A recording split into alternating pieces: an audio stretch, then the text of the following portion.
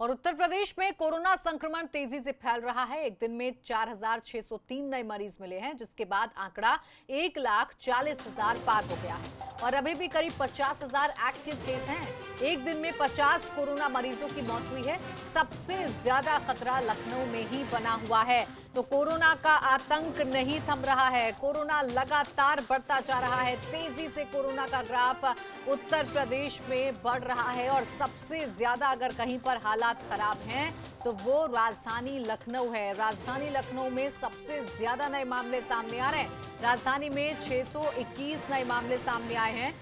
वाराणसी में भी लगातार मामले बढ़ रहे हैं। मेरठ में 61 नए मरीज मिले हैं। प्रयागराज में 3 मरीजों की मौत हो गई और अब तक 88 मौत हो चुकी हैं।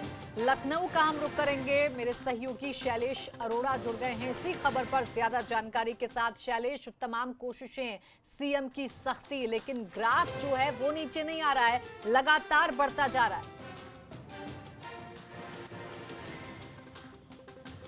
प्राची, देखिए, निश्चित रूप से ग्राफ बढ़ रहा है और इसकी एक बड़ी वजह है कि जो सरकार कह रही है उसमें कोई दो राय नहीं कि टेस्टिंग बढ़ रही है, इसलिए ग्राफ बढ़ रहा है। लेकिन उसका दूसरा पहलू वो ये है कि लगातार ऑलरेडी पहले से केसेस जो हैं वो पहले से हो चुके हैं, यानी लोग कोरोना संक्रमित है। अब एक तरह से कह सकते हैं सिर्फ उनका चिन्हीकरण का काम चल रहा है और साथ साथ जो लोग पहले से इन्फेक्टेड हैं वो दूसरों को इन्फेक्टेड करने का काम कर रहे हैं। यही वजह है कि जब तक पुराने लोगों को ट्रेस किया जाता है तब तक वो कई और लोगों तक इस संक्रमण को फैला चुके होते हैं। ये वजह है जिसके चलते इसको रोकने में दिक्कतें आ रही हैं। वही बात अगर करें लखनऊ की, तो सबसे ज़्यादा केस है यहाँ पर। चाहे बात एक्टिव केस की हो, चाहे बात टोटल केस की हो, इतना केस पूरे प्रदेश में कहीं पर नहीं है जितने लखनऊ में सामने आ रहे हैं। पूरे प्रदेश की बात करें तो करीब 50,000 एक्टिव मरीजों की संख्या पहुँच चुकी है।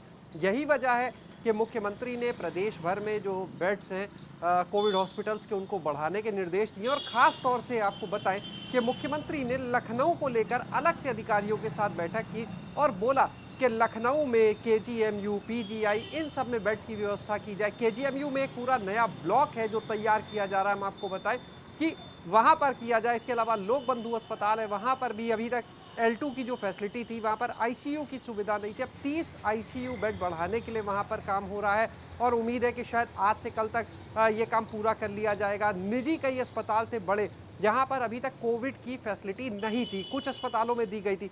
उन अस्पतालों में भी अगले 2-4 दिन के अंदर कुछ बड़े अस्पतालों में निजी कोविड की फैसिलिटी शुरू हो जाएगी, इलाज शुरू हो जाएगा। तो लगातार अब एक तरफ जो काम चल रहा है वो ये है कि अस्पतालों में कैसे ज़्यादा से ज़्यादा बेड किए जाए।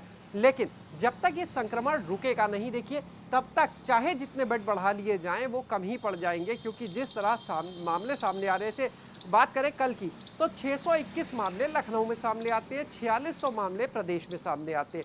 जो डिस्चार्ज होने वालों की संख्या है वो नए केसेस से कम चल रही है। अगर हम लखनऊ की खास तौर से बात करें तो ऐसे में रोज़ाना 200 से 300 नए मरीज ऐसे होते हैं जो डिस्चार्ज के बावजूद उनके लिए बेड चाहिए। होम आइसोलेशन से उसमें राहत ज़रूर है, लेकिन इसके बावजूद अगर उनमें सबसे बड़ी देखिए जो दिक्कत आती है प्राची, वो आती है L2 और L3 के अस्पतालों में। क्योंकि जो एसिम्प्टोमेटिक केस है उनको आप होम आइसोलेशन दे सकते हैं, लेकिन जिनको ऑक्सीजन चाहिए, जिनकी हालत थोड़ी क्रिटिकल है, जिनको तेज फीवर आ रहा है, जिनको घर पर यानी नहीं रखा जा सकता है, उनके लिए आपको बेड की जरूरत है L2 और L3 में। वहां पर दिक्कतें हैं। इसके अलावा देखिए, अगर कोई ऐसा जरूरत है, पेशेंट तमाम सामने आ सुविधाओं जाता की है जरूरत है और साथ ही साथ जरूरत ये भी है कि इन केसेस पर रोक लगाई जाए और कोरोना को फैलने से रोका जाए। क्योंकि टेस्टिंग हो रही है, ये बात हम मान रहे हैं, लेकिन केस भी तो बढ़ रहे हैं, तभी टेस्टिंग में पॉजिटिव भी सामने आ रहे हैं। आप बने रहिएगा शैलेश हमारे साथ, आगे भी आपसे जानकारी लेंगे।